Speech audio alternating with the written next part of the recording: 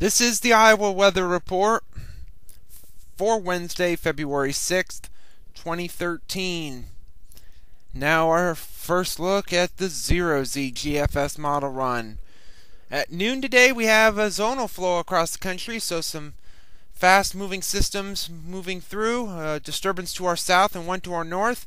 That'll be bringing some snow up across Minnesota again for the fifth or sixth day in a row. Some rain across Texas and Oklahoma. The two systems will combine later tonight and bring us some possible wintry mix. This is the probability of freezing rain from Wednesday night through Thursday night. You can see the probability is pretty good. This is a tenth of an inch of ice or freezing rain or more, and the probability is still pretty good across the northeastern counties of the state into northern Illinois.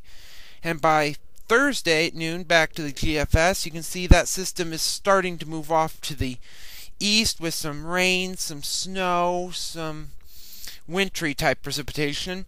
Then on Friday, that system is gone. Temperatures back into the 20s to lower to middle 30s across the state, cooler in snow-packed areas and warmer in areas especially south and west. We head off into the weekend. Winds switch around to the south again, so we'll see temperatures back around the 30s, maybe approaching the 40s again in the southern and western counties, especially in areas with little or no snowpack. And then we have this system. This is here on Sunday. We have a low pressure over southeastern Nebraska. Warm air ahead of it. We should see rain for most of the state except the far northwestern counties. And then that system lifts out on Monday as the rain will likely change to snow Monday morning. Temperatures will probably drop during the day as winds switch around to the north and west. And then on Tuesday, it's calm again as the system is now well off to our north and east. A new low forming up and down in Texas and Oklahoma with some rain there. We'll have seasonal readings around here with light winds. And a week from today, on next Wednesday, we have the trough axis moving by us. That's with that storm developing to our south at that point. You can see the energy in the Tennessee and Ohio River valleys, and that could create quite a storm system, maybe quite a snowstorm across the Ohio Valley, some showers and thunderstorms across the southeast, and all we'll see, maybe a few clouds and maybe a few flurries out of that.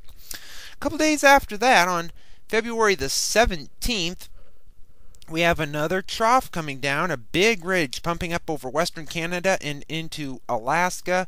This is going to dump the cold air straight south. So we have another system that has departed, another high pressure system coming out of the northwest. So we'll see temperatures likely back in the teens and 20s for highs, wind chills near or below zero. And at the end of the forecast on the 21st, the pattern is more flat at this point. We have a cutoff low over the Pacific west of Southern California, a couple pieces of energy to our northwest and northeast, and that looks to bring maybe a bit of snow with a clipper type system once again. That's about to bring us more cold air as we head to the latter half of the month of February.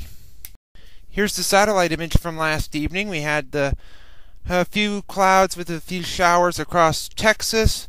We have clouds streaming in across California into the Great Basin and into the northern Rockies and northern plains. That'll be coming in our direction later today. The watch morning map from last evening. Some winter weather issues across the Cascades of Washington and Oregon. Some dense fog advisories across Oklahoma, North Texas, into the south. Elsewhere, it was fairly quiet across the country.